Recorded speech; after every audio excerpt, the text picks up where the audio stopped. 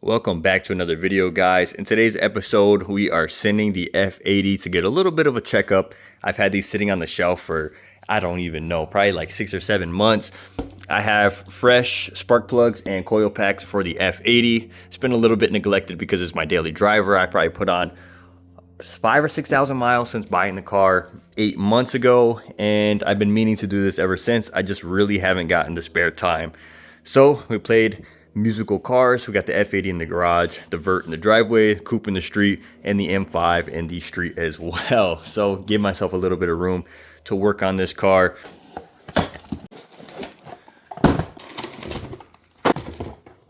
We have Bosch spark plugs, which I'm assuming will probably need to be regapped. We got Delphi coil packs, which is just good. I ran these in my black DCT F80, the exact same setup, and I ran that for about 20 something thousand miles. Didn't skip a beat. I got some windshield wipers just because it's probably going to be rainy season soon. I actually bought those for my F80 a literal year ago when it was rainy season, and I just never installed it. So let's go ahead and start disassembling this car and get us ready to get the service done.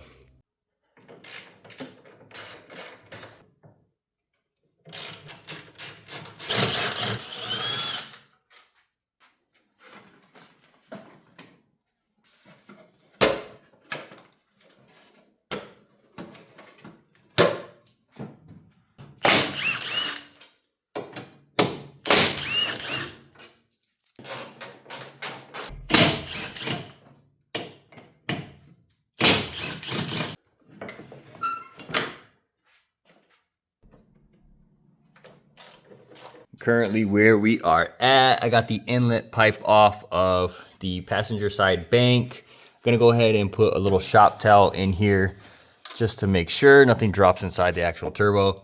So we are good on that area. Hopefully, I might have to take my intake box out, which is kind of a pain. I don't think so. Should be good. Should be able to just take out these e-torques, take out the charge pipes, take out the little plastic cover, and then we should be good. It's been 30 minutes, and this is what we've had to take off so far. So strut bar, rear strut bar, plastic covers, intake piping and inlet piping, and beauty cover. Really not that much, but when you actually have to do it, it's kind of quite a bit. It doesn't really look like much right now. So let's go ahead, take out these charge pipes, and then yeah, we'll be good to go. Quick little water break, had to come check on the kid. Child number 2. Okay, I skipped the last part just because it was getting a little tedious. Took out the back actual cowl tray and took out the rubber stripping. Got to remove the wire out of the stripping first. Now we can actually get to everything. So now we have our coil packs right here. 1, 2, 3, 4, 5, and 6. Change out the spark plugs as well. Here is the mess you have to make in order to get to it, and your engine looks like it is basically stripped down, ready for removal, but you're just removing a spark plug. So it is what it is. We're gonna go ahead and get there. We got here and it's only been about 40 minutes. All 6 coil packs are out. They look like they are the exact same Delphi ones. They're not OEM. So they have been replaced at some point, but can't really complain. We're just gonna do it either way. And now I'll have a fresh set of backups if unfortunately I ever need it, which I hope I don't. But there is quite a bit of sand and debris in here. So the spark plug holes actually look pretty decent themselves. They of course are a tad bit dirty. If I can get this to focus. Man, it wants to focus on the outside, but not the inside. There you go. You can see there's a little bit of debris inside. So I'm gonna go ahead, grab my vacuum and my ghetto hose nozzle, and I'm gonna go ahead and vacuum out all the cylinders just to make sure nothing falls in. It really shouldn't have too much of a worry, but let's just go ahead and be safe. This car's my baby, and these cars are too expensive to actually neglect. So grab the vacuum and let's get it out. Here is the setup. It's just a metal tube that has a little bit of a rounded edge. I use some tape as my insulator to actually keep suction, and it legit works. So I've even in E46 where you can't get the spark plug out if you don't have the right socket.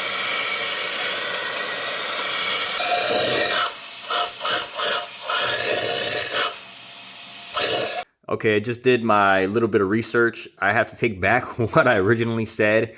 I guess the stock plug gap is, it's different for the Bosch ones. It says it's about 25 to 28. For genuine BMW ones, they say it's around 30 or 31.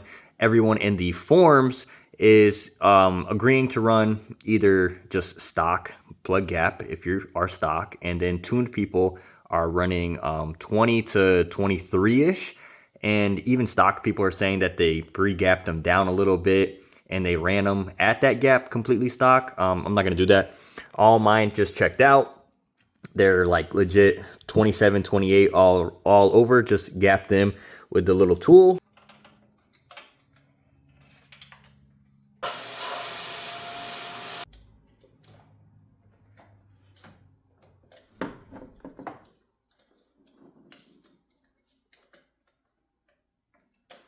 We are back. All 6 spark plug and coil packs are in. I made sure that I vacuumed out the cylinders again once the spark plug was out. It actually allowed me to get quite a bit more dirt and dust out of there. Spark plug holes definitely do not feel good on these engines. I know it's kind of a talked about thing, but these cylinder heads and the actual holes, they feel quite sketchy. Taking them in and out, they are, what's nice is that you can basically just loosen them up and then the rest is just finger tight, and getting them out, you can really just do it by hand. You don't have to sit there with the ratchet. It's not like the old M cars where you're sitting there needing a ratchet for the legit like 75% of the actual threads. But yeah, it's quite sketchy doing these, but just got to be careful because they are very brittle basically. So we got this all in and out. Had to make sure that I pushed in the coil pack all the way. What's nice is it does give you that little lip where it tells you where they need to be positioned and basically lets you seat them. So everything is good. I'm gonna go ahead and start assembling everything back, and we can start it up and make sure that we are a-okay.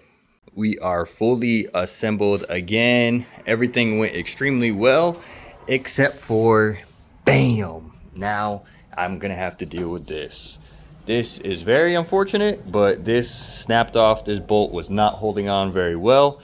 This is the problem with buying cars that aren't on the West Coast or maintained properly. Can't say whose fault it is. Wasn't mine, but this broke, and I have a feeling that the crappy dealer that I bought this car from, they're the ones that replaced this coolant reservoir. And I know and remember this bolt being quite a pain and not doing so well, and now it snapped. So coolant reservoir is still tight, it's not moving, so I'm gonna have to figure that one out. Hopefully I'll probably just end up buying a new aluminum brace, getting a new bolt instead of having to drill that out, rethread it, and get a different bolt. We'll just buy another brace. So we'll get that figured out later. Everything is fully assembled now, cleaned up a little bit. Clean up the car a little bit, and we'll take it for a drive, make sure everything is a-okay. Idle, started it up, everything was good. Sounded a little weird, but I know these cars sound weird anyway. So we'll clean everything up, get the car clean, and then we'll go for a test drive. Picking the video up a little bit after we did all the work. I took it for a drive earlier. I was just trying to pay attention to the car because the charge pipe bolt on the, I think it's bank 2, it's on the further side of the engine towards the firewall. It seemed to have a little bit of a problem seating. I don't remember ever having this issue, but I wasn't honestly sure if I paid attention. I checked the bolt and I thought at first, I was like, oh no, I thought the threads were coming out. I thought the bolt was bad, or the threads on the actual turbo housing. I thought they could have been an issue. But then I pulled it back on and off a few times. I made sure that the bolt threaded all the way into the housing. It threaded in perfectly fine, all the way finger tight, no weird spots, no nothing, so that wasn't the issue. I made sure that the bolt seated properly on the actual charge pipe itself. No issues again. It's just that when the actual charge pipe was all the way bolted down on the housing, the pipe was able to lift up a little bit more than I think it should have. It lifts up more than bank 1 in the front, so I wasn't sure if that was going to cause a leak. I was kind of sketched out about it, and the car seems to be making full power, but it feels like it's hiccuped like very, very slightly. But then it also seems like, I don't know, it could be me lifting out the throttle and I'm just paranoid. I don't know, but I think the car has the slightest, tiniest boost leak. I can hear like a whining noise. It's like the equivalent of when your car has a shitty sound system and they run the they run the stereo wires on the wrong side, and you get that whining with that throttle. But it sounds like it's that whining that has blow off, so it's only boost related. It literally blows off when you let off the throttle, exactly when the actual turbos blow off. So I'm pretty sure it's a very slight boost leak. It's either from that rear charge pipe or it's from that turbo inlet. I know that kind of seats weird with intakes aftermarket. The OEM intake box actually holds everything quite firm in place, so it really doesn't have much movement. But when you have shorter intakes, there's nothing holding it in, and basically all that weight is just hanging on that pipe, and the pipe will actually spin kind of back and forth, and it will move up and down the slightest. I know you can get it to seat properly, and I looked up on the forums, people use bigger gaskets, little O-rings that are slightly larger to help it seat. The car feels fine, idles fine, pulls fine, doesn't have any hiccups. There's no check engine light, there's no 2 lean codes, there's no nothing. So I don't think that it's a big enough problem to cause anything, or I could literally have no issues and I'm just strictly paranoid, which might be the case. I don't even think you guys can hear it.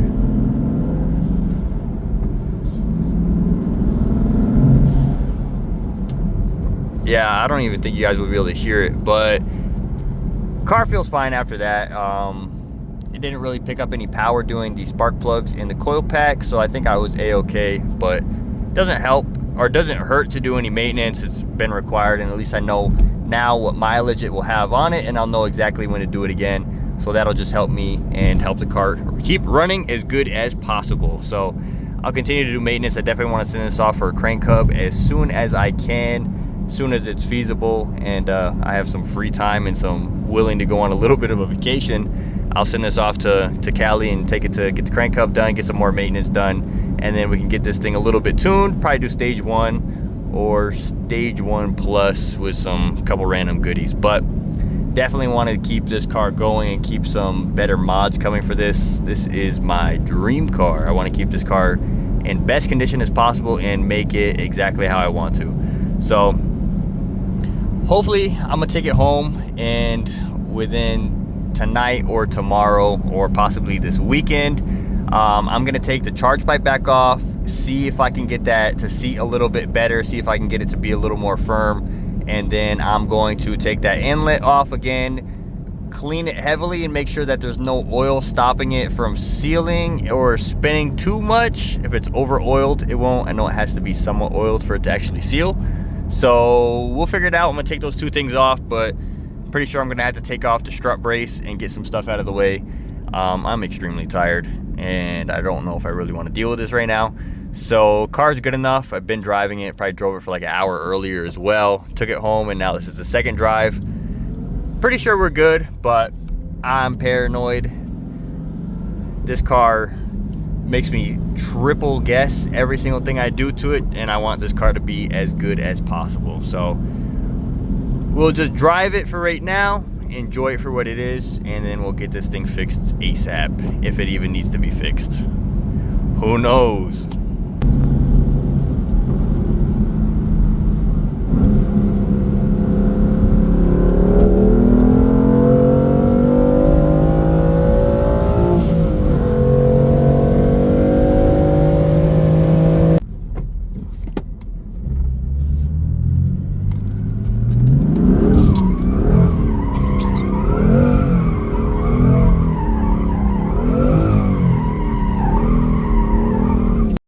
Resuming this video because I didn't get anything for the outro. The F80 is good as is. I still need to double check some things to make sure everything is proper, but I've been driving it for a few days and I haven't had any hiccups or any issues. Just do that for safety. Just to be sure, I'll go ahead and order new O-rings for the charge pipes, and I'll see about the inlet piping too, getting new O-rings for everything just to be safe and sure, just to make sure that car is 100%. Could probably use it anyway and it wouldn't hurt, and it's not going to be that expensive. So I'll order those, get those in, and then we'll put those on to be sure. But as far as this video, that's about it, guys. In next episode, yeah. So we're finally getting rid of the junk, and hopefully this car will be good. So this will be next. Stay tuned for that, and we'll get back to you ASAP. Later, guys.